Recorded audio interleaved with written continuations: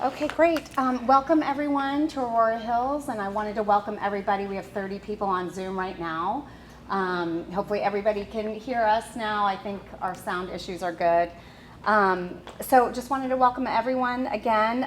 Carol Stricker is a retired Foreign Service officer and former diplomatic security counterterrorist intelligence analyst. That's a lot. A mouthful. She served in a variety of positions over her career, including as deputy director of the Regional Support Center in Frankfurt, Germany, that helped set up new embassies in the former Soviet Union, as an economic policy analyst in the Bureau of Economic and Business Affairs, and as associate dean of the Foreign Service Institute School of Language Studies. She has recently published her first book in 2021. It's called Bombs, Bullets, and the Tank at the Office. She actually did an author talk for us last year. You would call it a day in the life of a diplomat? Yeah. Maybe? And it includes anecdotes from her 25 plus years of service and makes an entertaining and educational read. So join me in welcoming Carol Stricker. Thank you, Leela, for that kind introduction. Welcome to everyone, including our many Zoom attendees. As Leela said, I served as a diplomat for the United States, including 2 years in Ukraine shortly after the fall of the Soviet Union, helping set up the new US embassy there and helping Ukrainians with their new democracy. This was 1993 to 1995. But much of what I've learned is still pertinent today.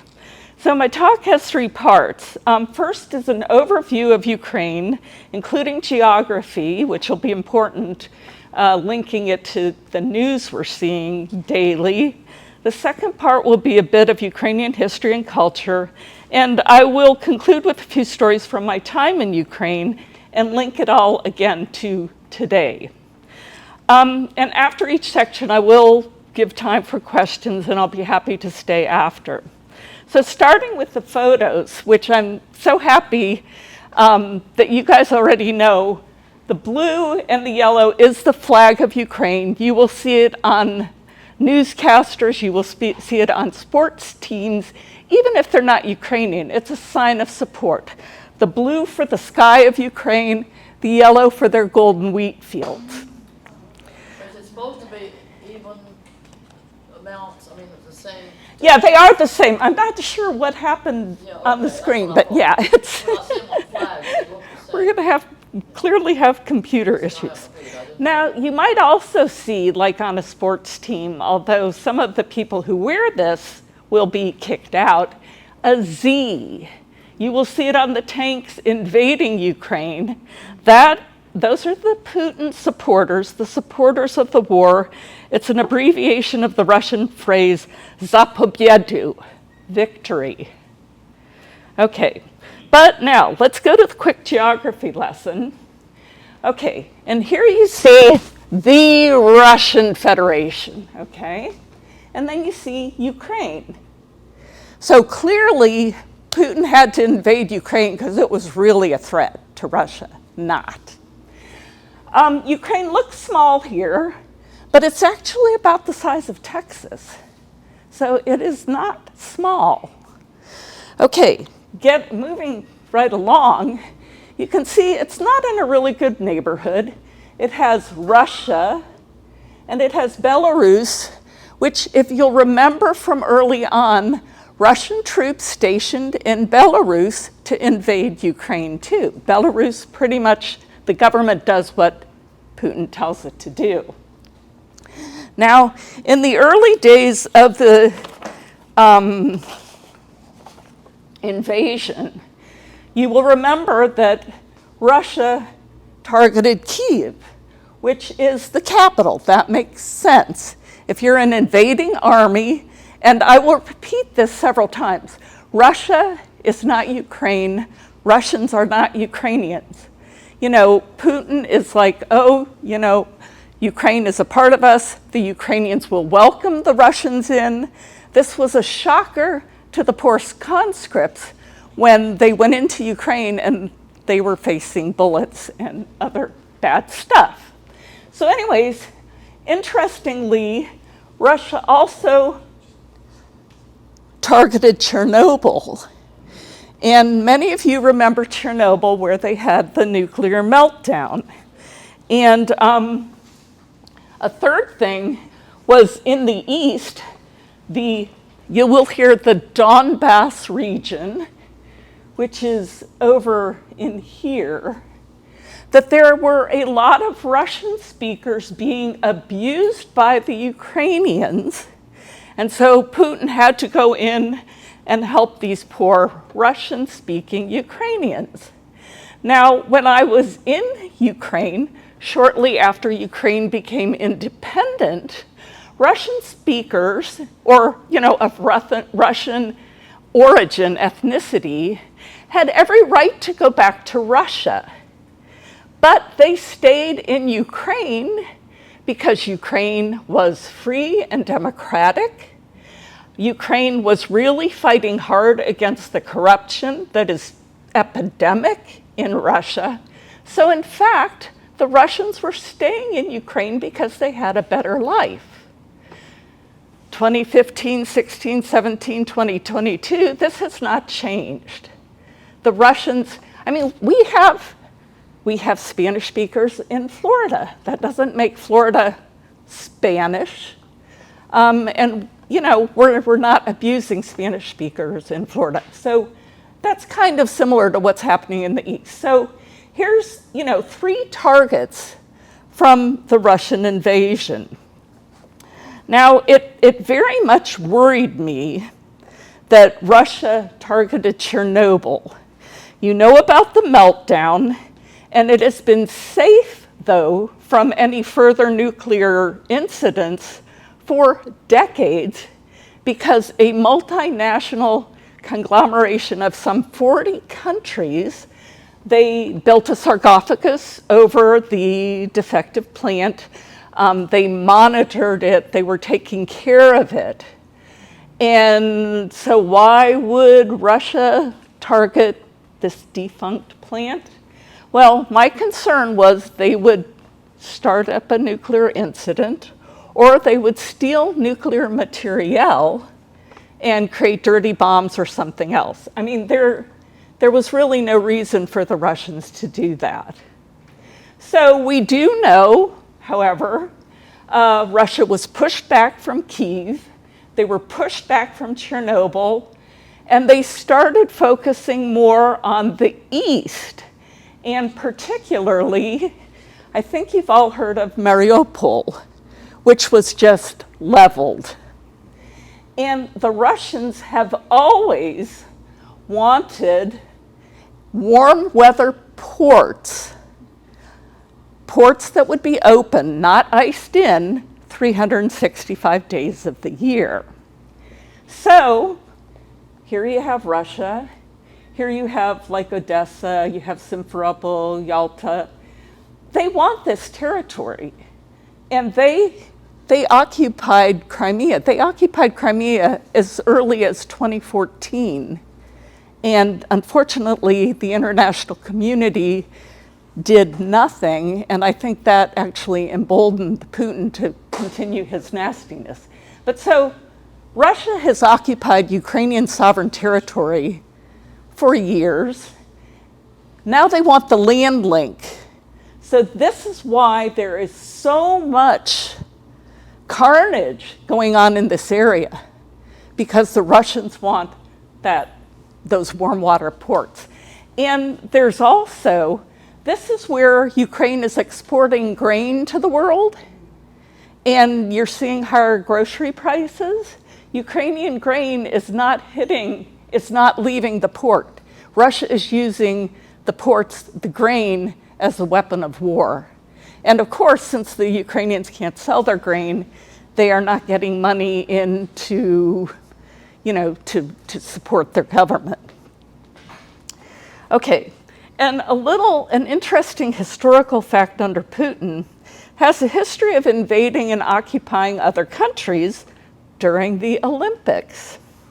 So I tell you, I was very worried during the Olympics We had the Russian buildup, again in Belarus and Russia. We had Putin saying, oh, I'm not going to invade, which clearly was a lie. But in 2008, in the first Beijing Olympics, Russia invaded the Republic of Georgia, which I also worked in Tbilisi, and they haven't left. In 2014, as I said, Russia took over Crimea during the Sochi Winter Olympics. Okay, and another little interesting fact about Crimea, which will explain a bit of differences between Russians and Ukrainians and how Russia takes over territory. From 1441 to 1783, so like over 300 years, Crimea was an independent nation of Tatars. In 1783, the Russians invaded, conquered, got rid of many of the Tatars, and basically took over and, quote, owned it ever since. Fast forward to Stalin, a name I'm sure is familiar to you all. During World War II, he wasn't happy with the Tatars that were remaining there, so he got rid of another 250,000 Tatars from Crimea, exiled them. Tens of thousands were killed, died during this exile.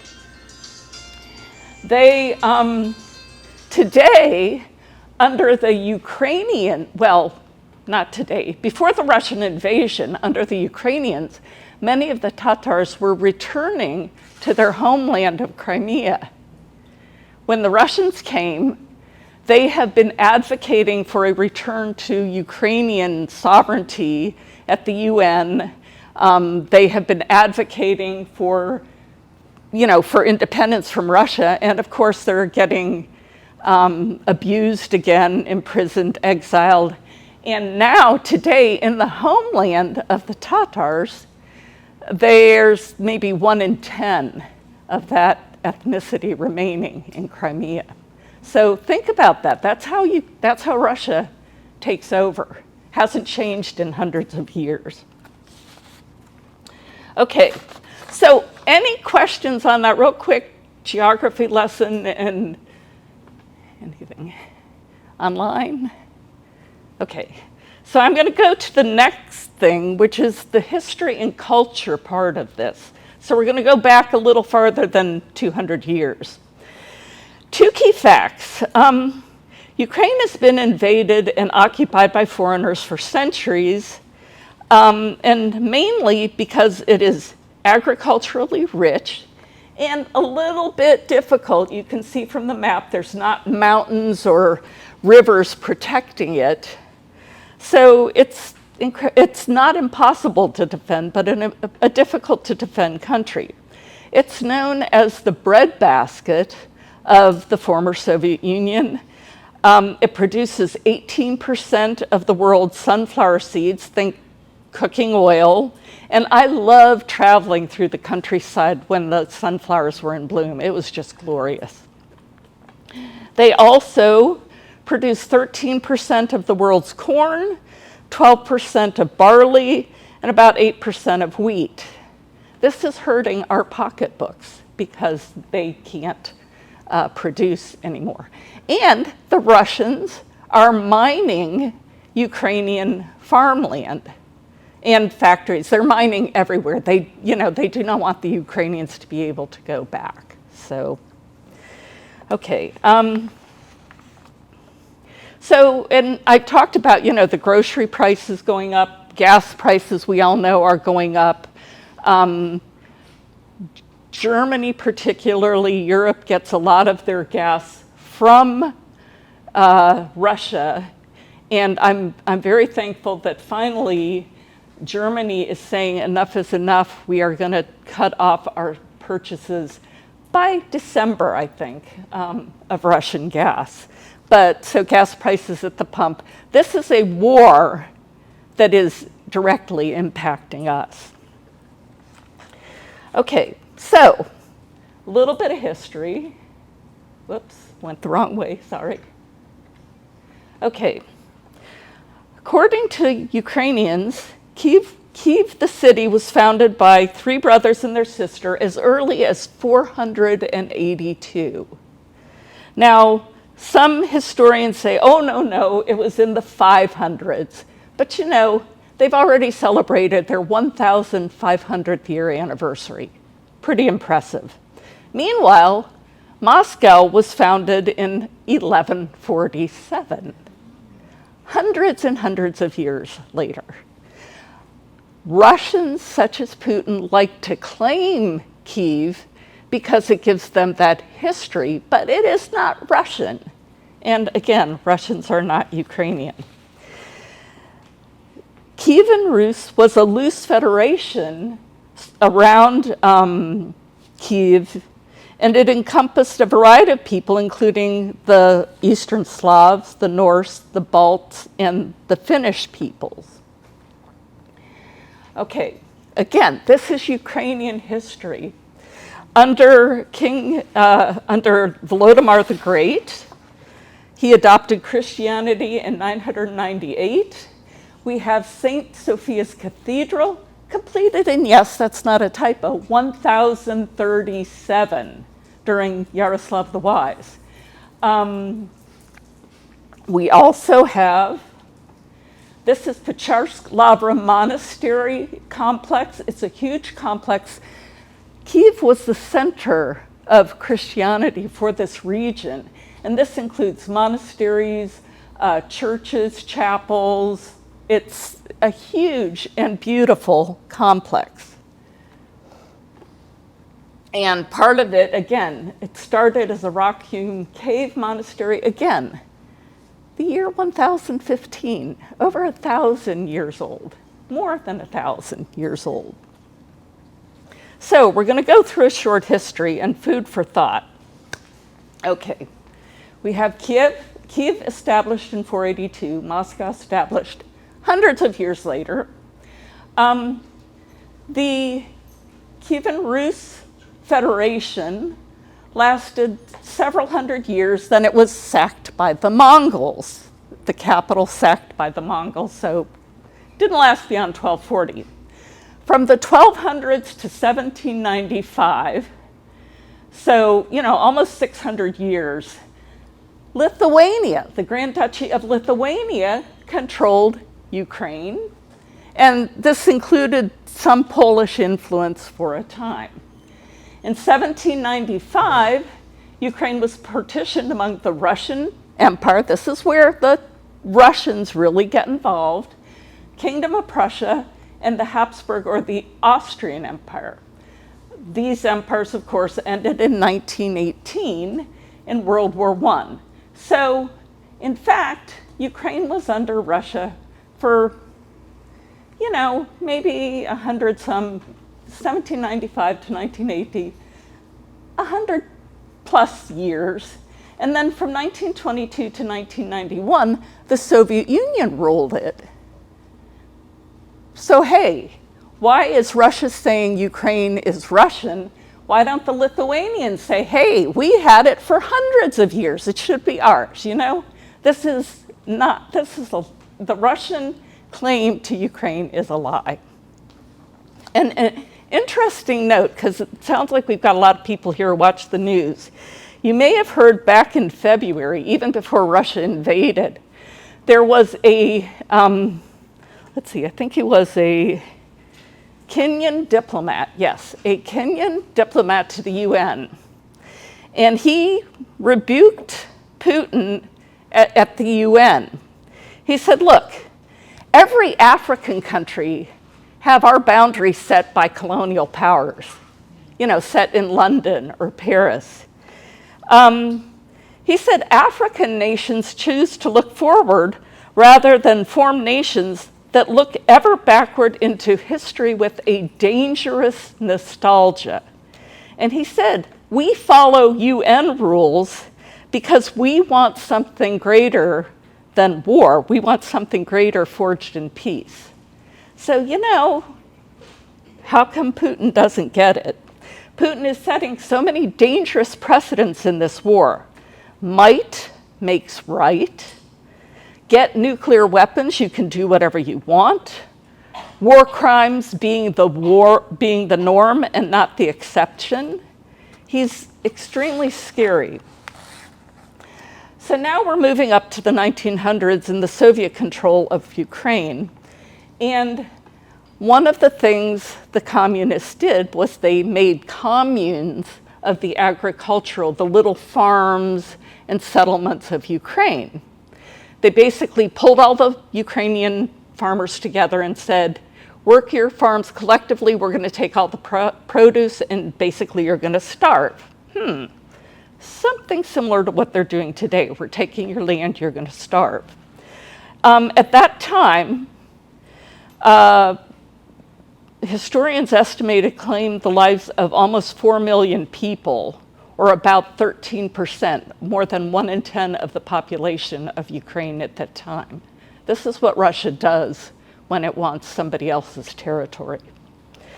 Today, Ukraine has 44 million people, and according to UN numbers, about almost 7 million have fled. But it's interesting too, Ukrainians are proud of their country, they love their country, and even now, there are Ukrainians who are trying to go back in and rebuild, which is interesting because, they don't know where the Russian bombs are going to fall. When I was assigned to Ukraine, it was interesting. The Department of State gave me what was called area studies to prepare me for my assignment there. And one of the things I learned is historically, and yes, we had a gentleman who talked about the industrialization, particularly in eastern Ukraine, but it started out very religious, we see, very agricultural, and, tiny farmers who, they owned their land, they harvested their land, they had good lives. Yet, Ukraine has always been targeted by Russian, and I talked about the mass starvation under Stalin, but a few other examples. Ukrainians revered their poets and writers, their literary history and language, as far back as under the Tsars. Ukrainians were being exiled to Siberia.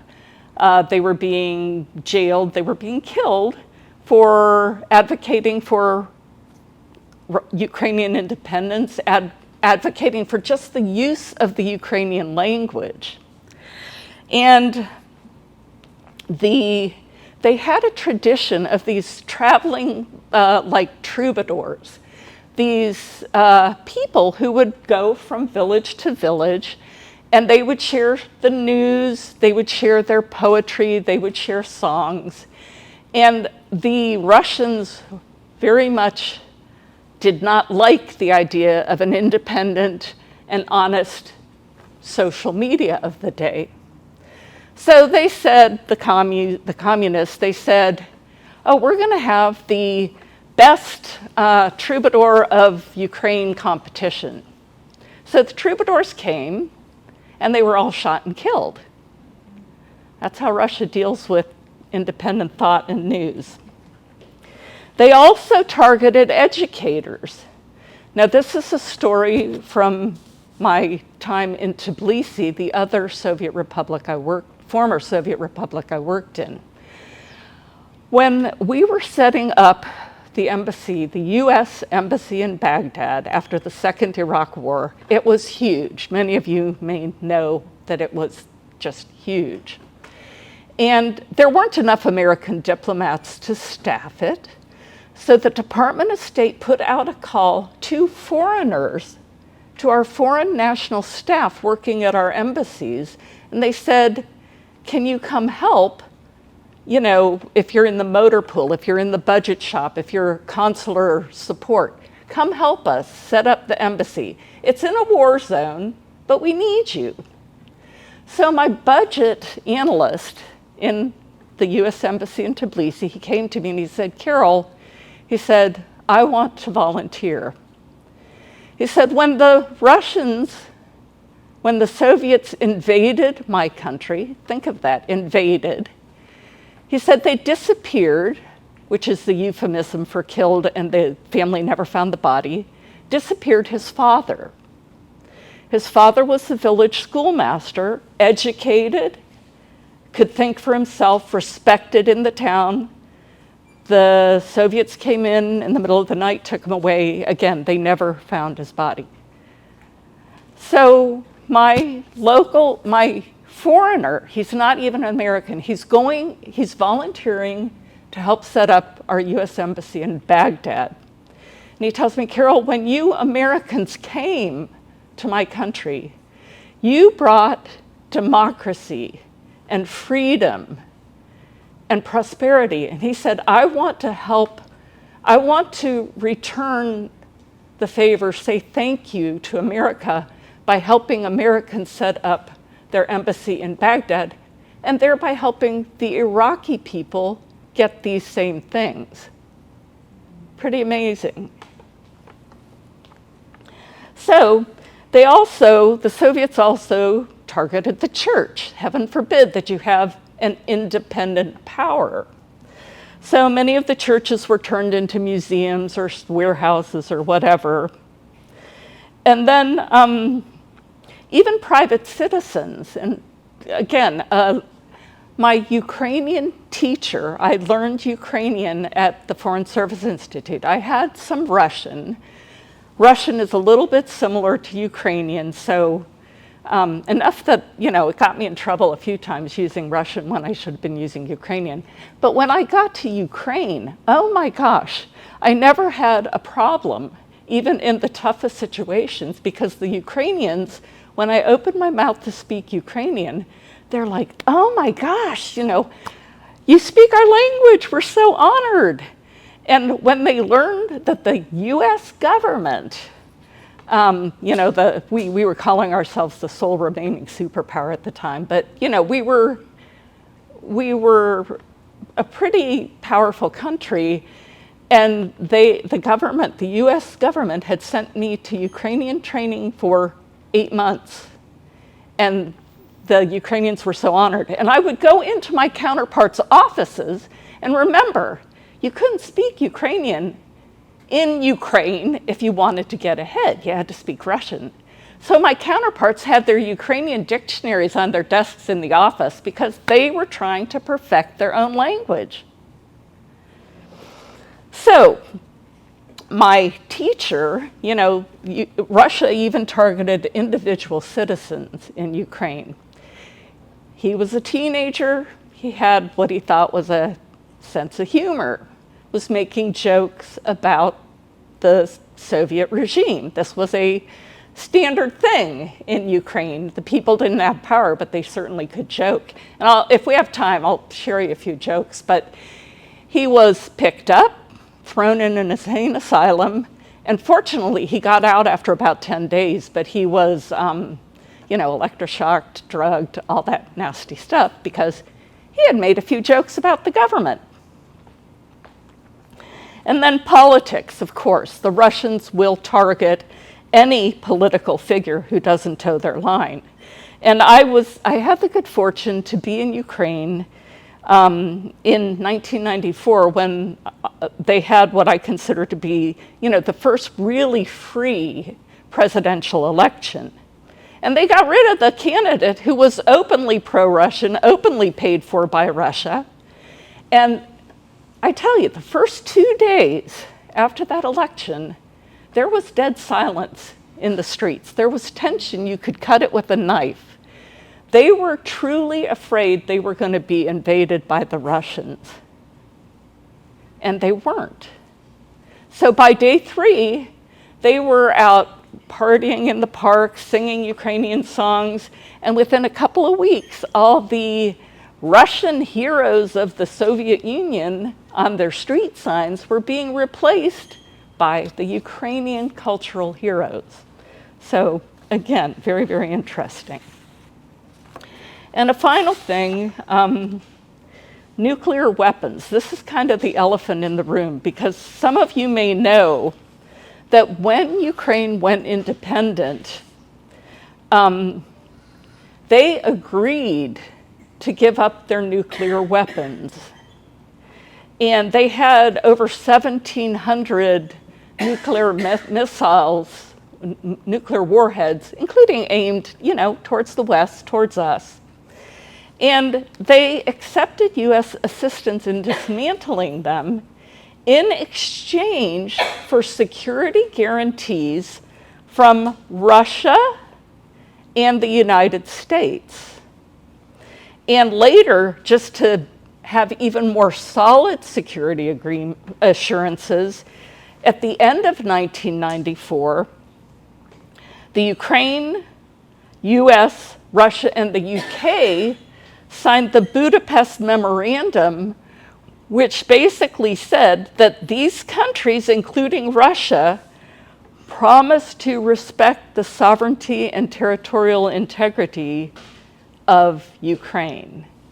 And clearly, that didn't happen. So, was that the right agreement? Yes, at the time. At the time of Ukrainian independence, they didn't have the money to safeguard these warheads and this nuclear weapon. So, and here's kudos to bipartisanship. We had a Republican and a Democratic senator, Nun Lugar, and they provided the funding not only for this dismantling of the nuclear weapons and safeguarding them, but they helped find jobs for the scientists and the technicians at these nuclear installations, so they wouldn't wind up in, say, Iraq at the time, or Libya, or with terrorists. So it was the right thing to do, and for decades, we didn't have to worry about loose nukes.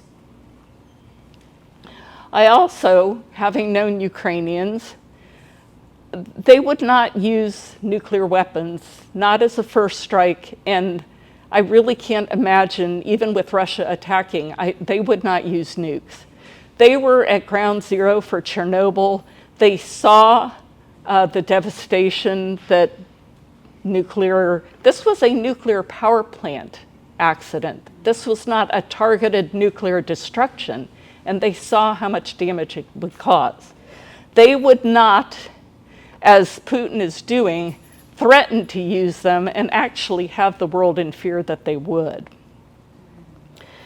And again, my opinion, they would not have been able to use them to stop Putin because, Putin went and targeted Chernobyl. That didn't make sense unless he was going to cause trouble. If they had weapons, I think Putin would have targeted them and tried to take them out first thing. So I think that agreement was right, but I think the point is that we, the United States, the UK, we had to hold Russia much more accountable, including when they took over Crimea, and when they tried to disrupt the Ukrainian political system, their cyber attacks. We needed to protect Ukraine earlier and often and more clearly. Okay. A couple other things historically, differences between Russia and Ukraine. Russia, you hear about the conscripts, the poor conscripts, that they don't have the right weapons, they're going hungry, they don't have the right equipment. This is nothing new, okay? Many of you may think back to the Soviet invasion of Afghanistan and the mothers who during communist times protested in Moscow at Red Square because their soldier sons or husbands were being starved, were poorly clothed, were poorly supplied. Their officers were corrupt, taking their money, and Russia leaves its troops behind. Ukraine, in contrast, has a hotline. If a Russian mother or a Russian wife wants to hear about their Russian soldier, they can call the Ukrainian hotline. And if Ukraine has information from the dog tags or, the corpse, they will let their enemy, the Russian invaders, know about what happened to these troops. So anyways, I want to leave a little room. I'm going to move forward real quickly to a little bit of what's going on in Russia today. There has been the recent resignation of a Russian diplomat out of shame for his country.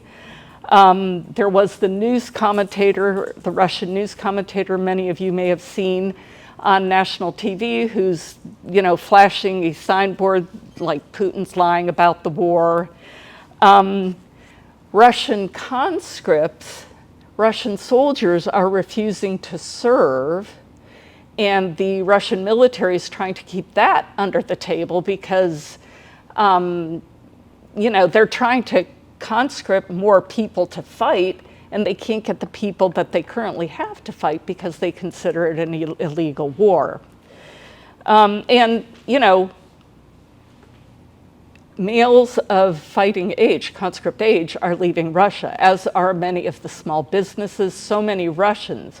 So Russia is hurting, but they're not really hurting enough and quickly enough. And Putin, of course, is very much, he's got his security blanket of billions of ill-gotten gains. So in other countries, we have people, of course, supporting Ukrainian refugees. Many of you might be supporting Ukrainians here. And you have countries giving Ukraine weapons. Yeah, I'm sorry, I should have changed the slide. But, and in the UN, interestingly, Russia's been thrown off the Human Rights Commission, which I think is a good thing because they certainly don't respect human rights. And there is a move afoot. Russia has veto power on the United Nations Security Council. And there are countries in the General Assembly who are trying to make that power a little bit less. A key movement is right now through shaming. Okay, Russia, you're going to veto something. You have 24 hours to explain how your veto aligns with the UN Charter that you have sworn to respect.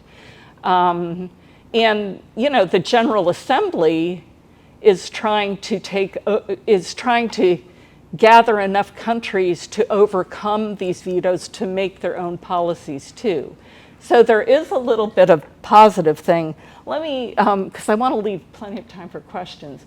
But here again, we had Ukraine from early days, Ukraine, a prosperous, it looks like a Paris or a Germany. And here I'm gonna end on a positive note. Okay, I talked about Chernobyl. Difference between Russian mentality and Ukrainian mentality. The Russians, when they went to Chernobyl, the staff at Chernobyl said, don't put your Russian soldiers in these areas, they're contaminated. The Russians ignored them, and Russian soldiers became very sick. This gentleman here, he was one of my staff at the embassy in Ukraine. He was a firefighter at Chernobyl, and he survived, and the Ukrainian government every 6 months sends him to get checked to make sure he's not gonna, he doesn't have the cancer, he doesn't have radiation sickness. And he and his wife, when I was there, they had a baby who was medically had no issues. So we all celebrated at the embassy. So there is happiness in the world, there's good stuff. You gotta accentuate the positive and work to make the positive happen. So, questions, anybody? Thank you for listening. Thank you.